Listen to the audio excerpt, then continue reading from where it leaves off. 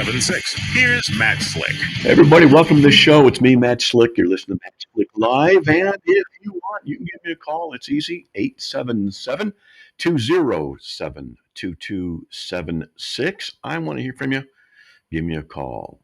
And you can also send me an email. That is easy. Just send an email to info@carm.org, info@carm.org. Put in the subject line, radio comment, radio question. Sometimes I just kind of go through them and just kind of do a, quick and slick answering. I like doing that. Just kind of get their stuff going. So, so let's see. Going to try and get to something here. So I've released some articles on the CARM homepage, on the CARM site. And one of them is, and I want to remind people about this, because one of them is the priesthood table, and the other one deals with the existence of God using transcendentals. This may sound highfalutin, and you don't need to know all this stuff. But let me say something. One of the jobs of the pastor, I'm an ex-pastor, but one of the jobs is to equip the body of Christ for the work of ministry, for the service that we have to do. And so what I try and do on the website is present sophisticated arguments occasionally that can be understood by the average Joe and Jane. And so those articles are there. But the priesthood table is something that I think is very useful. You can go to carm.org and just type in priesthood table. Why is it important? Because if you're talking to a Catholic or an Eastern Orthodox person, and you want something that will really demonstrate that their church has some problems, because you want to present the true gospel. They have a priesthood in both of those churches. The priesthood is supposed to be tied through ancient pedigree down to the first apostles, and then they offer a priestly work in their churches on a regular basis with guys who are specially ordained with special garments at an altar that they offer sacrifices at. This is all Old Testament, and that's the point, is it's Old Testament. Old Testament theology dragged from the Old Testament, put into the New Testament as though that's the New Testament teaching, and it is not. This demonstrates that they have a false priesthood. Why is that so important? Because their church authority is tied to their priesthood. So this is an easy way for you to demonstrate that a priesthood that they have is just simply not biblical. So what they'll do, generally when I've used this, is they'll say that, well, we don't go with just scripture, we go with tradition. And that's what they do. They just say it's tradition. And I say, well, how do you know the tradition's right? Well, because our church says so, and things like that. And what I just say, look, obviously the place of the priesthood that you're talking about is in the Old Testament, Levitical priesthood. But that's abrogated. It's no longer necessary, because we have the priesthood of all believers in 1 Peter 2, 5, and 7, and also the priesthood of Christ, who is the high priest after the order of Melchizedek. And I'll go in and add some more of that into that article, because I want people to be well equipped with some counter arguments and things like that. But that priesthood table is there, and I've shown it to people. And so far, the Catholics and Eastern Orthodox cannot deal with it, except to just either dismiss it or say their church says so, that's why it's true, or their tradition says so, and that's why it's true. And both of those just don't carry any water. So that's one thing I've offered for you out there, to be not entertained, but to be equipped. I want to equip Christians for the work of ministry, for the service, the work of service, for Ephesians 4:12. And that's another thing, is I'm going to be working on an article on that. I actually am working an article about halfway through on what does it mean for the pastor, the elder, etc., to equip the Christian body for the work of service. Arion diakonai, and things like that. Work of service, work of ministry. What does it mean? I'm going through an article doing that. And I'm also working on an article which caught my interest. This concept caught my interest about the apostasy, the coming apostasy. Because I've been talking about this on the radio here the past few days, the idea of apostasy. And how churches just aren't stepping up and doing what they got to do across the board. The whole of the Christian community across the board in America is not doing its job. There are individual churches and pastors who are doing very good. Well, they are defending the Christian faith, and they're equipping their people. They're out there, absolutely. However, a lot of churches are not. And what kind of triggered this little tirade of mine this week was when I went to a local church, a very large church, and three services and all this stuff. And the sermon was just mamby-pamby and wasn't Christocentric, and it was moralistic, and it was just not deep. Not that you had to have deep stuff all the time, but there was no depth to it. It was shallow, and I was just dismayed at the lack of substance that seemed to be there. There were some good points, but the point I'm trying to make is that that sermon could have been preached unchanged in a Mormon church, and they would have accepted it. That's a problem. And so the idea of the Christian church not really being equipped is there. I've done seminars where I've asked questions. How many believe in the Trinity? How many believe in the deity of Christ? Why was he baptized? Is he a man right now? Can you lose your salvation? What's justification? Various things that I've found out that they basically, Christians just overall just don't know their stuff. And it's pretty dismal. And so, one of the things I try and do on the CARM website is to produce information for you to just go check things out so that you can be equipped. That's what the site's for, to equip Christians and to reach the lost. So we have a three things saying to glorify God, equip the Christians, reach the lost. That's the purpose of CARM. Glorify God by recognizing his truth and proclaiming his truth, to equip the Christians so that they can understand what the scriptures are actually teaching. And then last is to reach the lost. The primary goal is not to reach the lost, is to equip the Christians and to bring glory to God. That is above the issue of reaching the lost, because you guys out there are the ones who are supposed to be doing that. Now, I spent 2 hours last night on Clubhouse defending the Trinity, and politely, until this one obstreperous guy got in and claimed victory and said I couldn't understand. It's just ridiculous. He ruined our conversations. But I was in it for 2 hours defending the Christian Trinity and showing problems with Unitarianism, oneness theology, and things like this. And they want me back, and they're oneness people. They want me back because it was a polite conversation for the most part. How that one jerk got in there. And so, what I want to do is be able to equip Christians for stuff like that. When they come to your door, what do you say? Do you say to the Mormons and Jehovah's Witnesses, please come inside, let's talk? Or do you say, no, thank you, I know you're not true, go to my neighbor and preach your false doctrines there? What do you do? So, are the Christian churches presenting the truth? Are the Christian churches providing opportunities to learn things like what is the basics of the Christian faith, and then have levels of advanced theology that can go on for people who are interested in that, and then to apply what they've learned, witnessing to Mormons, witnessing to Jehovah's Witnesses, witnessing to the Roman Catholics, to the Eastern Orthodox, to the Muslims. This is the equipping of the Christians.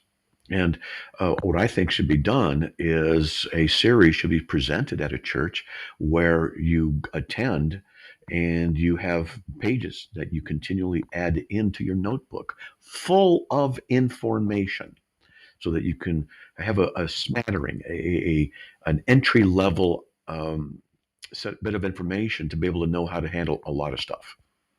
And this kind of thing can be put in electronic format so you can have it on your phone. You can go onto the CARM website and you can have answers.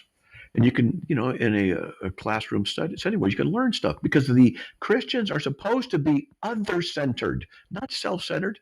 Not, hey, I got to get up and have a cup of coffee at the house and get the air conditioning in the car and drive to church for comfortable this and that, nice worship music, and then go out and eat at a restaurant and then go home and watch a game or whatever it is, and then that's your Christianity. Or maybe you might mention Jesus to somebody once a month at work. This kind of a thing. No, it's insufficient. We're called to pick up the cross daily and follow after Christ. And if you don't do it on a daily basis, you're not worthy of him. Luke, I think it's 9:23, 9:28.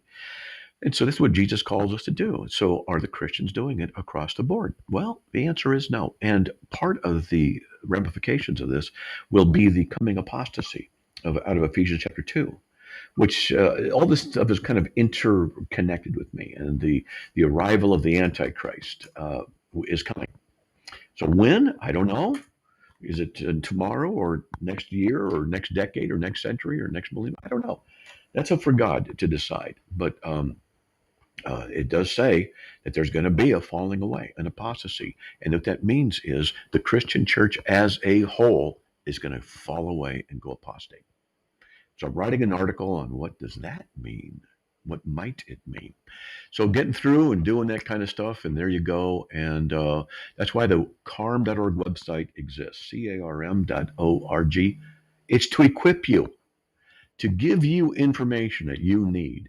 It's easy to read. Most of it is. Okay, because sometimes I got to get in there and write some pretty sophisticated stuff. Sometimes, but 98% of everything is just you're just tired. Well, can I read this and get the answer? There it is. That's what it's for.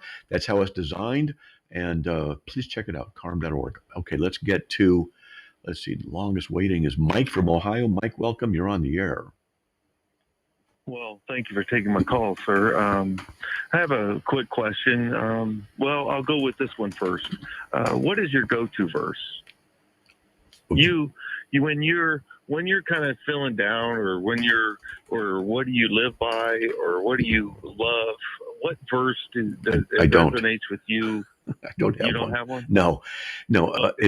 My go-to is my knowledge and experience of the presence of the Lord Jesus Christ.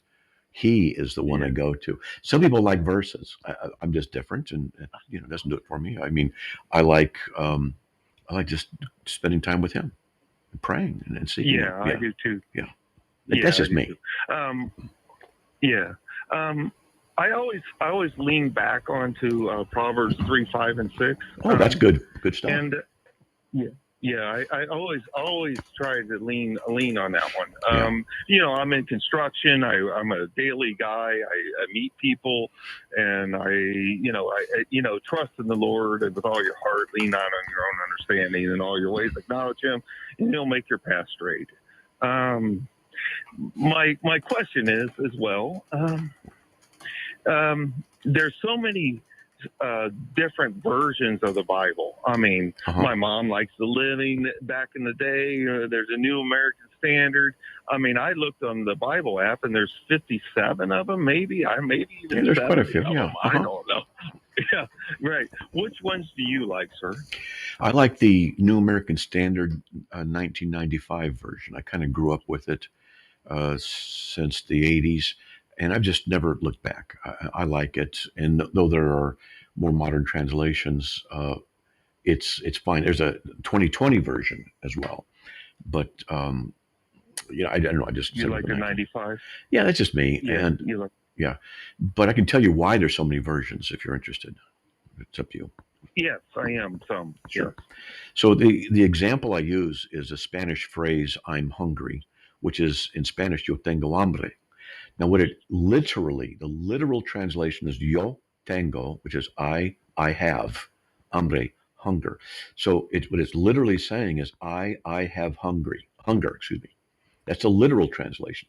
So if we were to have a literal translation of I am hungry, we get it. And we got a break coming up.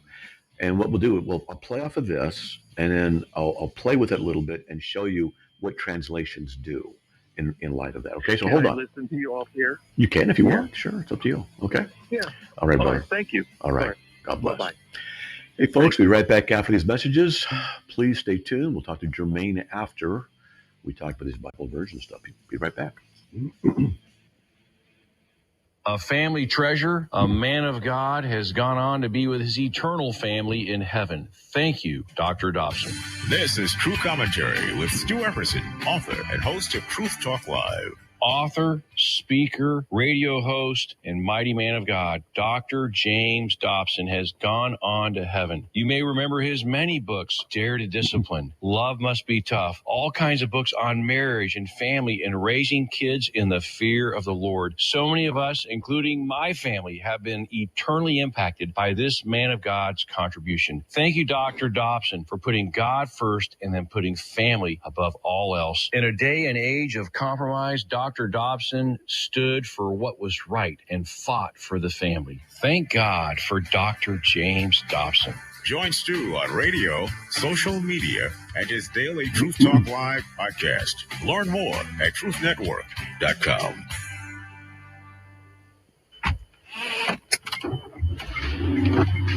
Mama, what does the chicken say?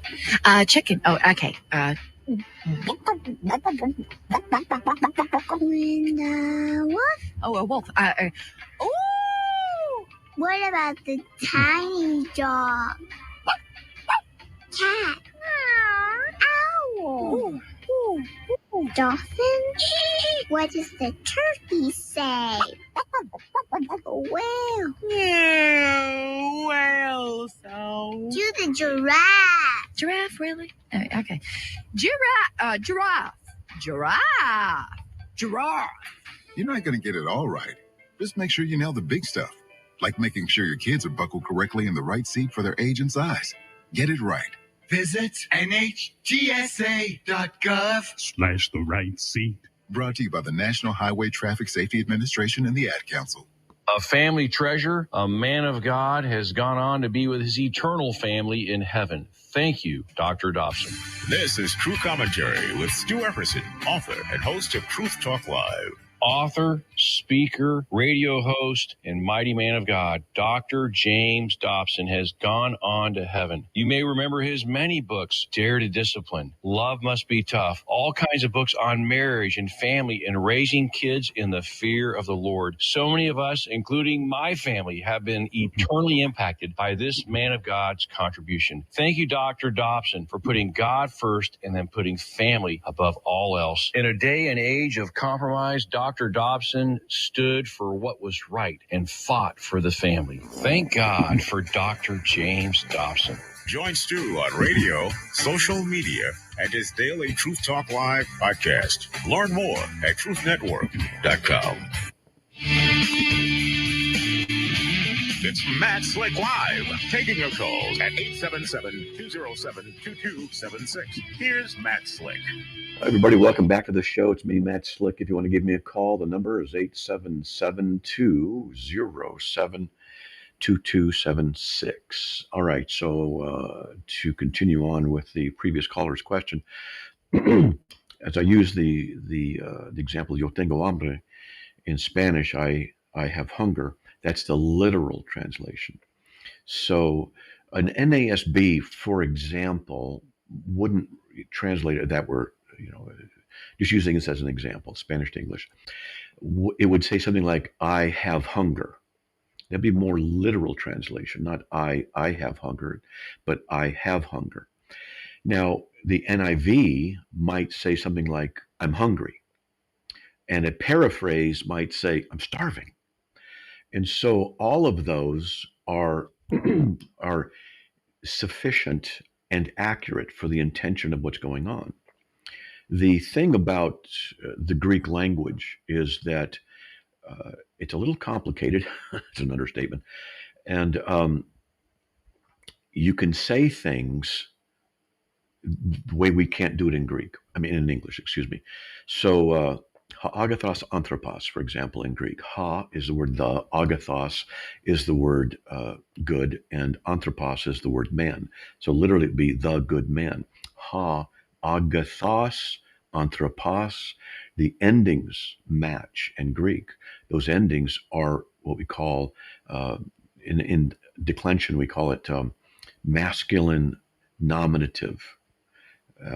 And so that would be, it's a masculine form. Agathos is masculine nominative and singular. And so is anthropos, masculine nominative singular. Nominative means a subject.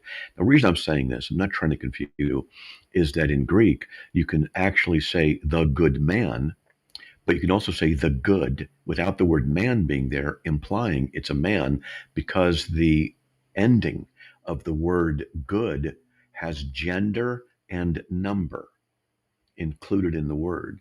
So agathos is masculine nominative singular in the Greek. You learn all this when you're learning Greek, which means it's masculine, it's a subject, the man, the good man, the good, but then the word man is not there. So in a translation, they might have the good with the word man in italics, implying that it's not literally there, but that's what the Greek carries. Now, if we want to say the good men, it'd be ha agathoi, anthropoi. And so that is masculine plural nominative. And so I won't get too deep into this, okay? All it's saying is is that the Greek language is really interesting, that nouns carry number, which is singular and plural.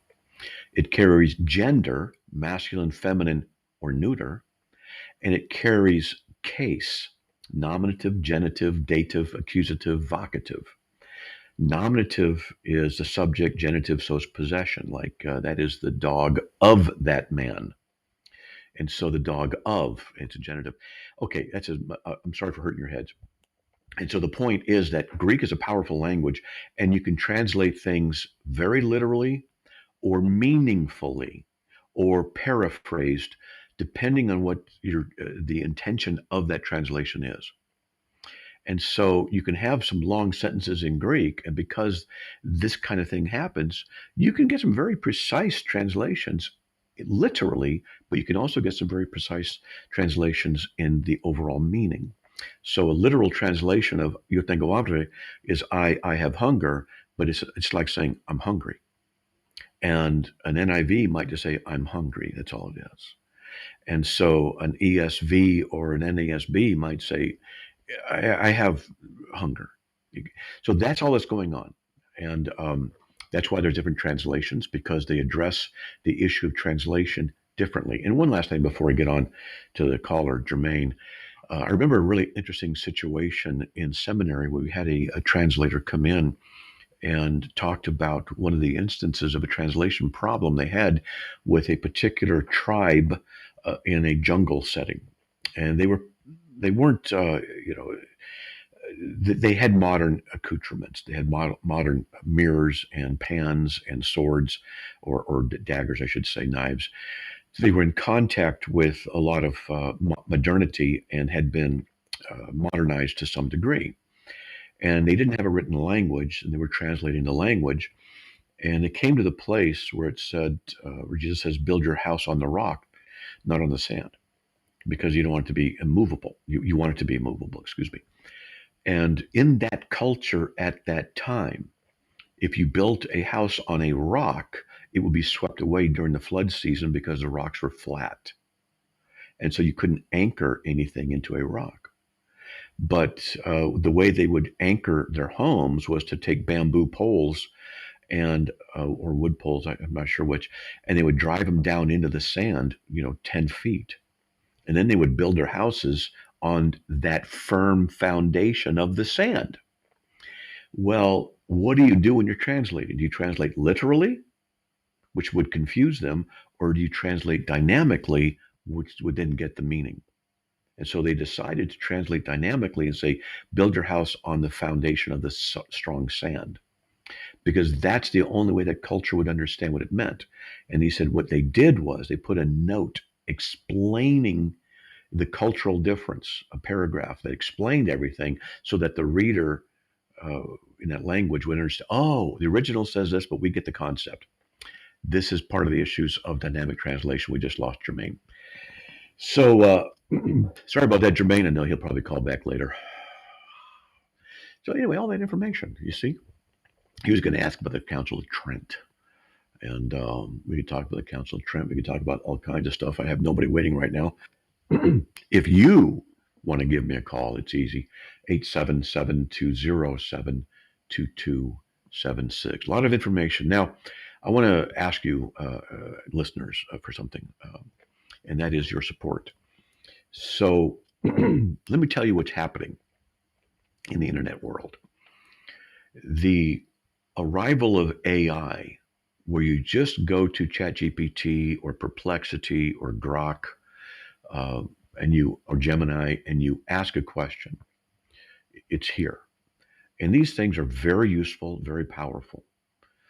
And more people are simply going to, like, ChatGPT, just asking, for example, what's the Trinity? They don't need to go to CARM anymore and say, what's a Trinity? They'll go to ChatGPT. And for the most part, it does very well. Seriously, it really does. I've tested it out. So this means not only my site, but other sites are being scraped by AI. Scraping is the term used when they go through, they glean the entire site. They take all the information in the entire site. They put it in its own data bank. And then when a question is asked, CARM is accessed. Other websites will be accessed to talk about the Trinity. It will then read the contextual analysis of the word Trinity in various things and then formulate an answer. So that can be good and it cannot be good. But for the most part, it does pretty well. So why is this an issue? Because it means people aren't going to be going to CARM as much, which means not as much support. Now we've got a break coming up. I'm going to continue talking about this a little bit and explain what's going on and what we're going to do to mitigate that problem. And also just try and let you know we do need that support. Be right back after these messages. Please stay tuned.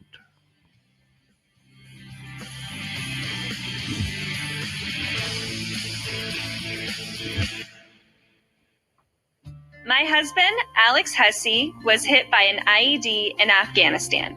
I was point man on foot patrol, and I stepped on the bomb. Lost my legs and my left hand in an explosion. And he suffered a severe traumatic brain injury. As America's veterans face challenges, DAV is there. There are so many ways we do it together. Be back.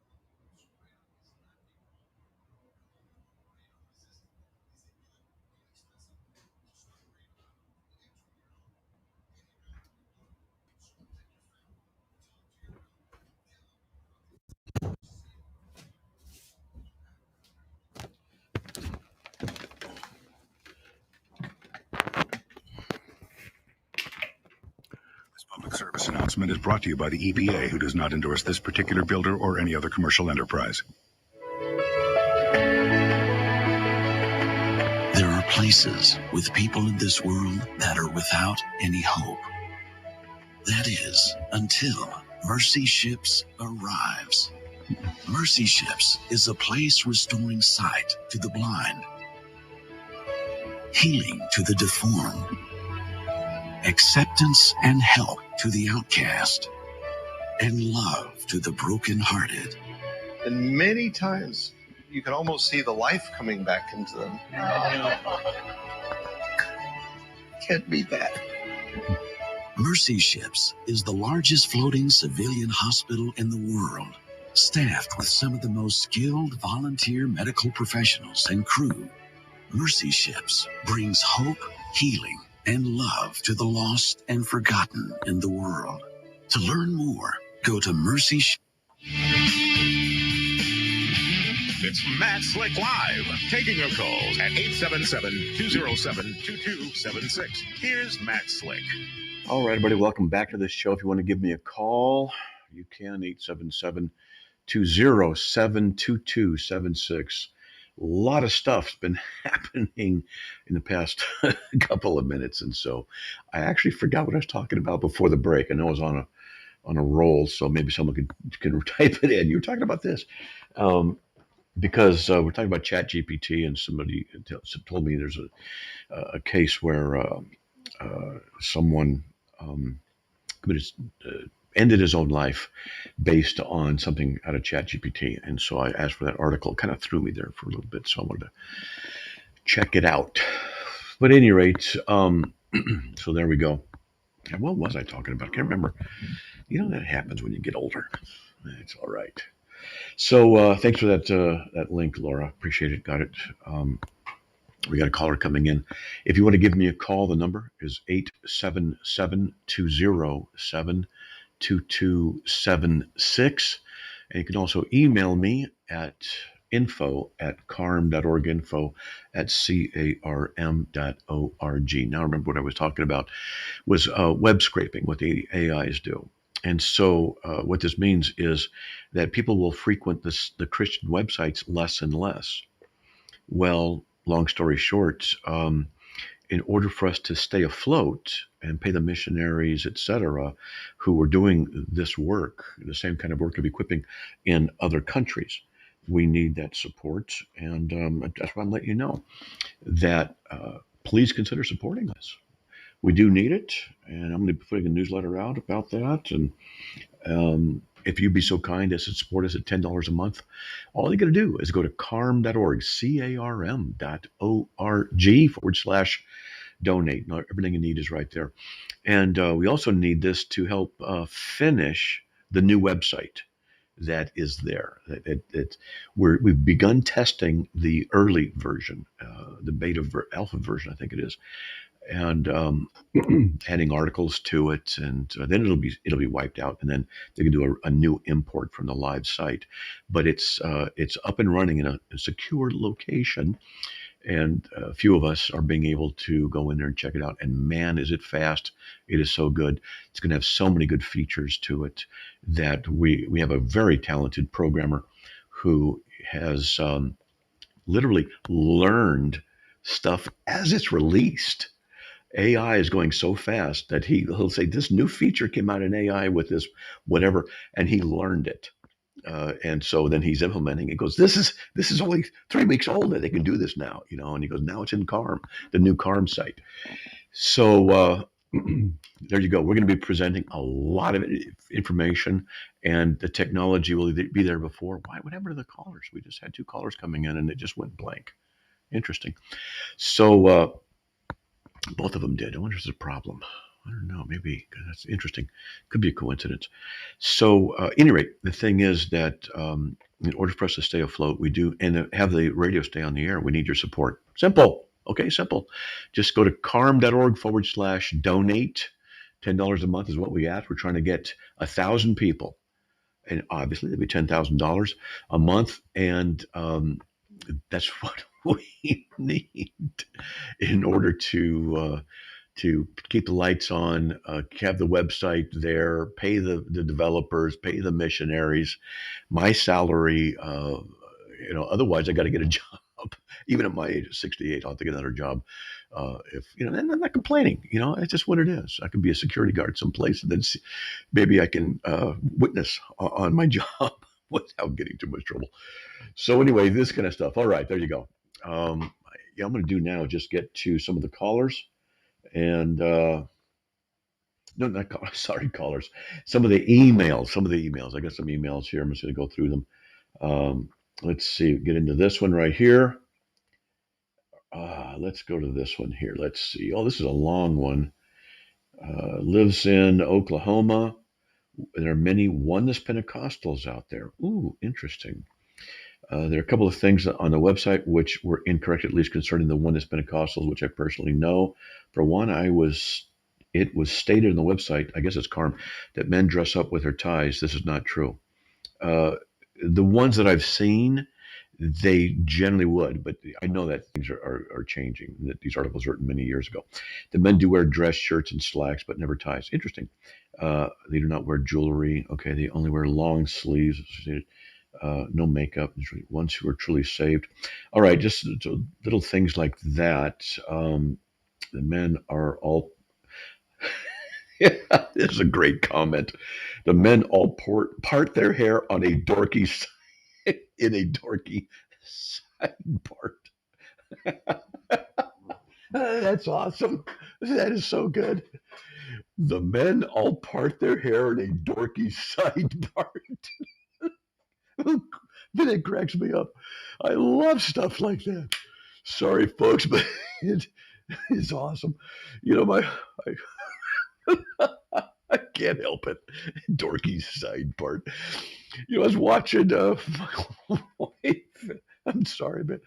I was watching some videos last night, late with my wife, YouTube videos, and I typed in those stretch bands at the gym, you use for stretching and doing workouts where they snap on people. Oh man. Oh man, I was laughing because some of them are so funny, the reactions. Okay, sorry about that. I got to get myself back under control, getting the spiritual stuff. So anyway, he goes on, most of them are good people, although they shun others generally, unless they think they can get you into a revival tent. Yeah, that's true. And they're poor tippers at restaurants. So there you go. That's okay. I appreciate that. All right. Let me get back on with some callers. Oscar from New York, welcome. You're on the air. Yes, sir. I have a question. If God made a spirit, can God destroy the spirit? In Yes. other words, why would the devil, the unsaved people, and those who are not saved, why they will spend eternity in conscious torment? Okay, so it's several questions. So can God destroy a spirit that doesn't exist? Yes, he can. He's already created it, and its existence is dependent on God's work. So yeah, he can do that. But why doesn't he do that then instead of in eternal conscious torment, right? Is that right? Yeah. In other words, I was listening to a pastor, and he said that the unsaved will spend eternity in hell. In other words, Yes. eternal torment. And I find it a terrible, horrible doctrine. Well, I mean, if God made his spirit, well, God can destroy his spirit. Why would God put people in eternity, eternal conscious torment? Why would God do that? because that's what the right thing to do is. Okay. Whatever God does is always right. So if God is going to put people in eternal torment, it's the right thing to do. See, our offenses are against the infinitely holy God. And so when we sin against him, the only way to be forgiven of that is if he himself takes our place in judgment. And he did that in the cross. And so then we can have that eternal life with Christ. Now, what about those who've rejected Christ? Well, if God were to annihilate them, there's a problem.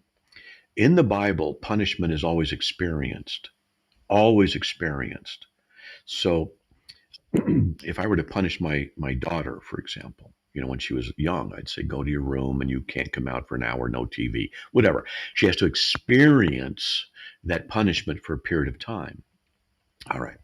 Well, if people are annihilated, then there's no punishment because they don't experience it. But people will say, oh no, the punishment is the annihilation. Well, it doesn't make any sense. That's saying punishment is actually nothingness, which is no punishment. Because to not exist is to not have any punishment. There's no punishment if you're not existing. Okay, it's not there. So they're saying punishment is actually the realization of not punishment. They don't realize the illogic that they're offering, and they don't understand the biblical model that punishment is experienced. And since our sins are against God is infinite, then the consequence is an infinite punishment. Okay. All right.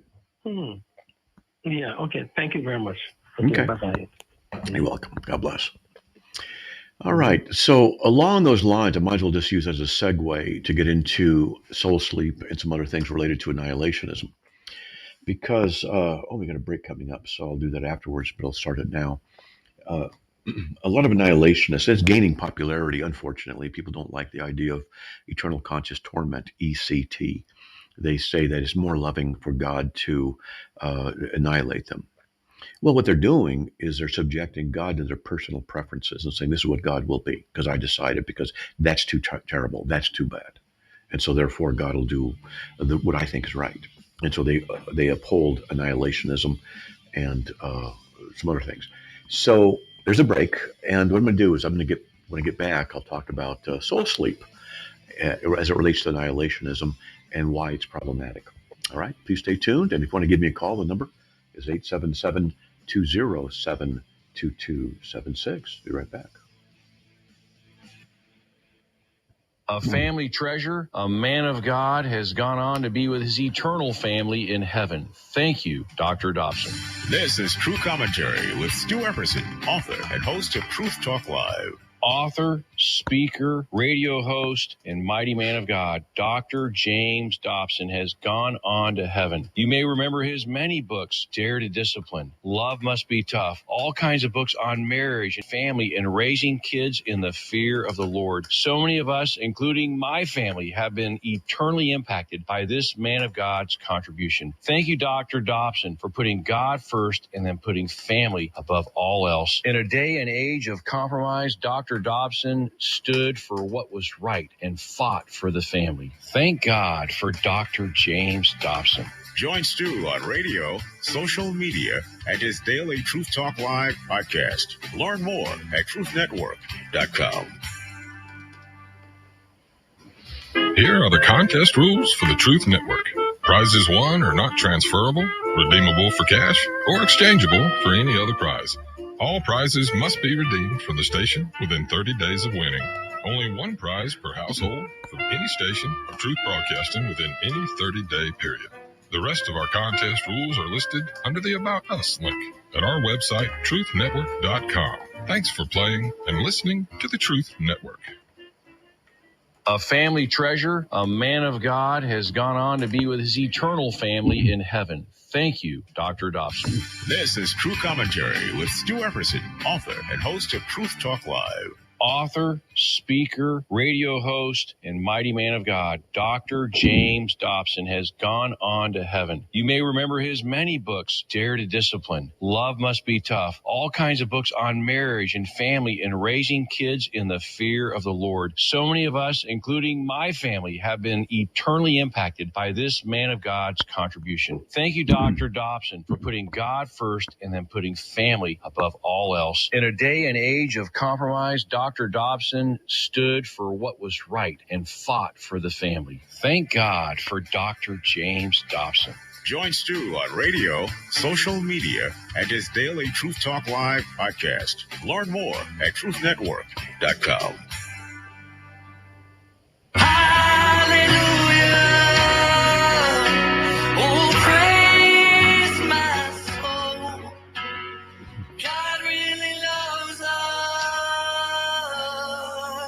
Yes, God really loves us. But for a lot of people, our attachment to the past outweighs our commitment to the future. We have to stop looking back and start looking forward. The Truth Network encourages you to forget the past. Face it. It's Matt Slick Live, taking your calls at 877-207-2276. Here's Matt Slick. Everybody, welcome back to the show. If you want to give me a call, 877-207-2276. I plan tonight to be on TikTok, opening a live room at 9 p.m.-ish Eastern Time. And you can just go there and look for Matt Slick and on TikTok. And what happens, people come in and then we just have conversations one at a time. I don't like dogpiling. So that's just an FYI. And also, let's get back into the issue of annihilationism and soul sleep. Soul sleep is the teaching that when a person dies, his soul goes to sleep. So there's no consciousness. And then in some views of this attached with annihilationism, such a person is then revived, has consciousness, is judged, and then is annihilated, where the soul that's asleep is awakened and then judged to damnation. There's others who hold the soul sleep for salvation, where the soul goes into a state of dormancy. There's no really activity. There's nothing. And then they're revived. God revives them for judgment. And then they go to heaven. So there's different views, different churches that hold these different views and things like this. What's the problem with this? Here's one of the things I say to people is put Jesus there and see. So if Jesus, when he died on the cross, if his physical human nature went to sleep, then I ask people, were the attributes of his humanity being ascribed to his personhood during that time? Because if the answer is no, then he's not Jesus. If the answer is yes, then it's not soul sleep. Because the attribution of self-awareness and awareness of others and omniscience are part and parcel to the nature of God. But in humanity, self-awareness, cognition, these are necessary elements of humanity, and these have to be conveyed or communicated to the single person of Christ. And soul sleep would wreck that, and thereby deny the reality of Christ's continued existence. It'd be a continuity issue. This is a serious thing. It's a serious thing. So I've raised that argument with a lot of people, and then they say I'm stupid, and then they go away. So I'm not usually convinced by that kind of argument. So here's something else that happened interestingly last night. Since I got no callers, I'll just continue to kind of ramble and teach at the same time. So last night I was having, as I told you, I was having this discussion with oneness people. And one of the ways to refute them is to, there's many ways, but one of the ways is to go to John 6:37 through 40.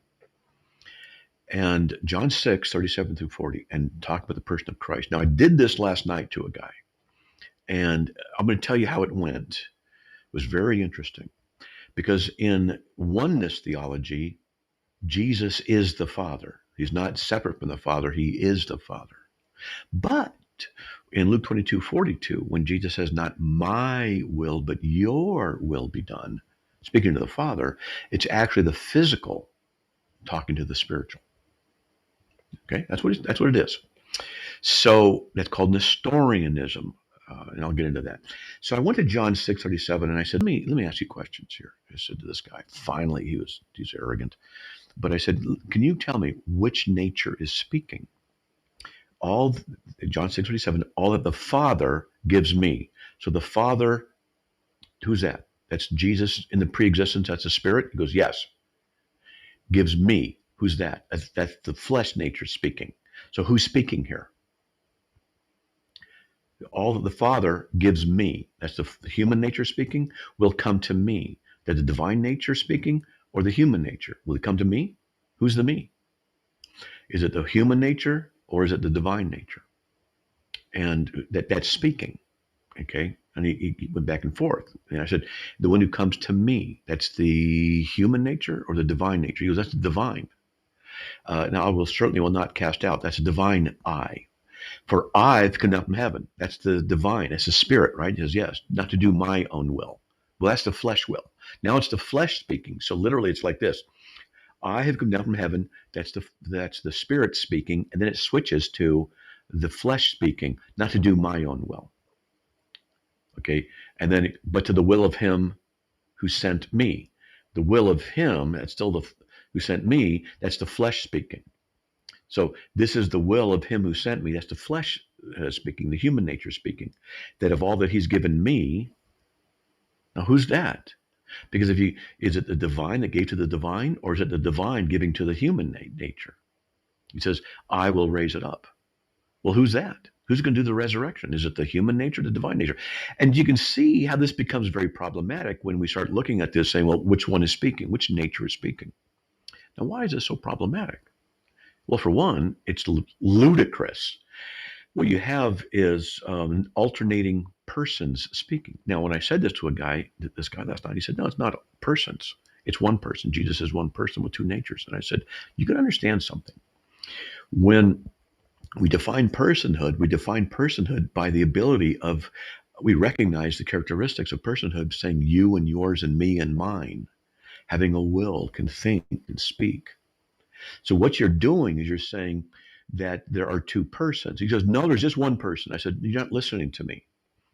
You can say there's one person who Jesus is, but what you have is each one of these natures behaving as a person because they alternate speaking and talking about themselves. By definition, that's two persons. And this guy said, no, it's not. It's just one person. And he couldn't get it because his mind is warped by the foolishness of oneness Pentecostalism. Then I asked this question. I said, which nature died on the cross? And he said, well, the human nature. I said, then how is the sacrifice of divine value? A 2-minute sermon was thrown at me. And then I said, "You're not answering my question." And he said, "Yes, I did." And she said, "You know it, and you're so afraid you can't answer." He was just a jerk. And so I said, "Look, if only the human nature died, how's the sacrifice of divine value?" And his answer finally was, "Because the Father was in him." And my response is, "Well, did the Father die?" No. But you see, if you have two persons and one died, it's not the other, the divine nature, that died. This is why Nestorianism is so heretical. That's why it's so bad. And I had to tell this guy, I had to say, "You don't even know enough to know you don't know enough." He didn't like that, but it was true. He didn't understand the basics of logic. And what I've discovered with discussing this kind of thing with the cult of Oneness Pentecostal is that they can't think critically. And that's because their minds are warped by this. And at one point, he was so interruptive that I went, "Oh, man." And somebody jumped in and goes, "Did that just growl like a demon?" I'm like, oh, man. They are so brainwashed into their lameness that it's like, oh, my goodness. Okay. Let's get to Kyle from North Carolina. Kyle, welcome. You're on the air. Hello, how are you? Oh, doing okay. Just rambling, talking, annoying people, I'm sure. Just teaching them. All right? So what do you got? I had a question about 1 Peter 2:8. 1 Peter 2:8. A stone of stumbling, a rock of offense, because to this doom they were appointed. Yes? Did God appoint them to disobey them? No, it doesn't say that he appointed them to disobey. They stumbled because they are disobedient to the word. And to this doom, the doom of their disobedience, the doom that results from their disobedience, they were appointed. God does not force anybody to sin. All right? Okay. So they were destined. I'm just looking at the ESV. They were destined to do, so they were destined to disobey. Am I reading that right? Or? The ESV. Let me go over to the ESV and take a look. 1 Peter 2:8, and the ESV. The stone of stumbling and a rock of offense. They stumble because they disobey the word, and and they were destined. Oh, interesting. As they were destined to do. Whoa. Here, let me look at the Greek. Okay. Disobedient to the word, because they were disobedient to the word, they were participial present. They were, okay, present active. They were the ones being disobedient. Okay. So they were the ones being disobedient to the word in a continuous action, because that's participle. And to this doom, they were also appointed. They were aorist passive indicative, past tense, receiving the action. So, all right. So what I'm seeing is they are disobedient, and to this doom they were appointed. The tense changes in the Greek. So it goes from present to aorist. And with present tense, obviously, aorist means past tense. There's different forms of past tense. There's perfect, pluperfect, aorist, and stuff. So in Greek, so they were disobedient to the word, or they are present tense, and to this doom they were appointed. So I don't think the ESV did it properly. I don't think the ESV translated it properly. The King James says, even to them which stumble at the word, being disobedient, whereunto they were appointed. The RSV, a rock that will make them fall. Interesting. A rock that will make them fall. Yeah, what does that mean, though? Okay. They stumble because they disobey the word, and they were destined to do so. Interesting. Okay. So let's work with this from two ways, okay? They were destined to be disobedient.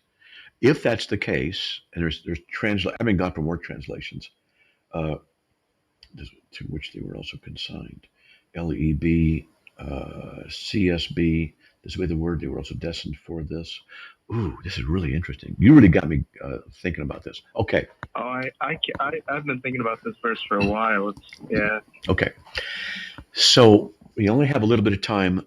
You're going to have to call back tomorrow, and we're going to work on this. But let me just say this. God creates everything, or makes everything, even the wicked, for the day of evil, Proverbs 16:4. In Romans 9:22 and 23, there are those who were made for the purpose of destruction. So there is this case we can make that in the Bible, certain people were doomed and appointed for this damnation. Now, why is that? And in what sense can we understand that? Because we know that some are appointed to eternal life. Acts 13:48, as many as had been appointed to eternal life believed.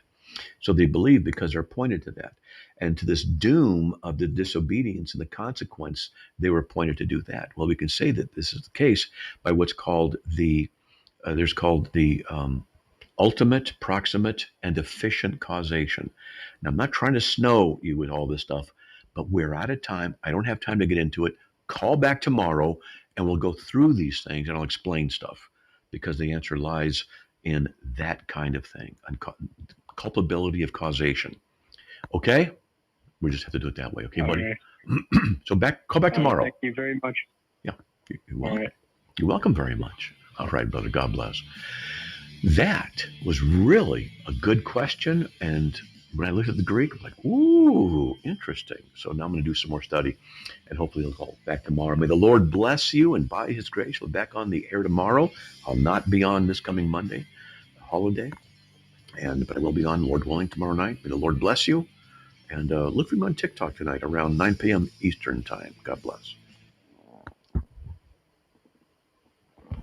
Okay.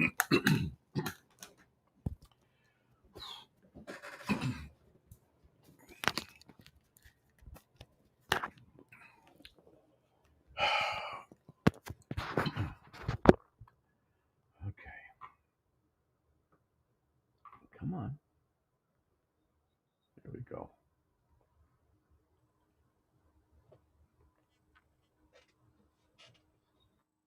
Hey, can you hear me now? Hear you very well. How about me? Good. I hear you too. Good. All right. That was a wonderful Well, question. I do have stuff to do. So if we don't have anybody coming in the next minute or two, I'm going to take off. I got a couple of things I got to get to before the deadline's over, kind of thing. So hope you guys enjoyed the show, though. Yeah. That one question was quite interesting. Yeah, it's a good question. Your volume is low for me. Let me see. Okay. Let's see. So on the system tray, bottom right-hand corner, your speaker, right mouse click on it. How about that? There, that's much better. Okay. Yeah, there's one in the Musk thing. Okay. Oh, okay. Okay, good.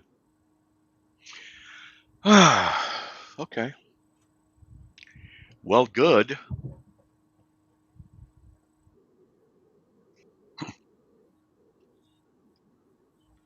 Oh, I love them more, and I'm loving being back myself.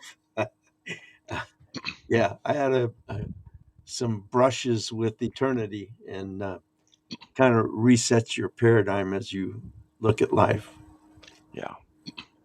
Yeah, it does. Yeah, it does. All right. You wouldn't believe how many witnessing opportunities I got, though, in the hospital. It was great. Good.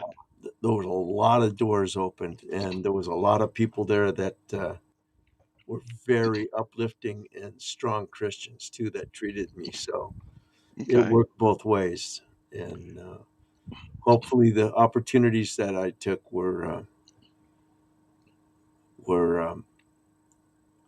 it planted some deep seeds for people, I hope.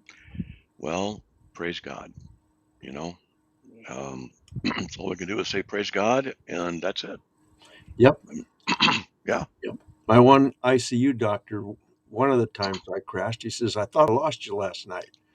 And I said, "Yeah, I thought you just about lost me too." I said, "But I didn't know what kind of faith he might have, but I told him something that my wife doesn't like me to tell people. I said, but you pulled me back from the jaws of death, Doc. I said, but if I'd have gone ahead and went, I said, God's overpaid me on all my accounts, so it wouldn't have been a bad thing. Deb says, don't say that. I said, well, hey, that's what a Christian should understand. If you do go, you've been overpaid, buddy, and Yeah. I have anyway. So it's win-win for me, but I'm glad to stay here, and hopefully he'll give me more opportunities to witness, but not through those circumstances. Yeah. Good. Yeah, I had a fright myself, and well, that's how it goes. I'm still kicking, and you still got something for me to do to try to glorify him. I just got to keep my eyes open and see when those doors open. Okay. So Good. I'm thankful for all the prayers and all the support, the emotional support and stuff. Debbie sure was frightened for a while, but she wasn't frightened to death like other people who have no hope. She understands completely. She's a good, strong Christian wife. Good. But it did give her a little bit of a shake-up. So Yeah. I told her she's got to treat me nicer now, and she goes, well, we'll see about that. Good. Good. Okay.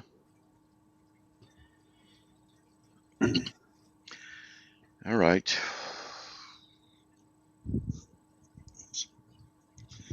Okay, well, I gotta get going here. I gotta do some stuff, take care of some stuff quickly, then I'll be free. Okay. I posted those 2 newest articles you published. I posted them to go out a couple of hours ago, I think. Good. So they should be on the social media. Okay. All right. Sounds good. All right. Okay. Okay. I'll talk to you later. Okay. Okay. Okay. Thanks God for the bless. show. Okay. All right.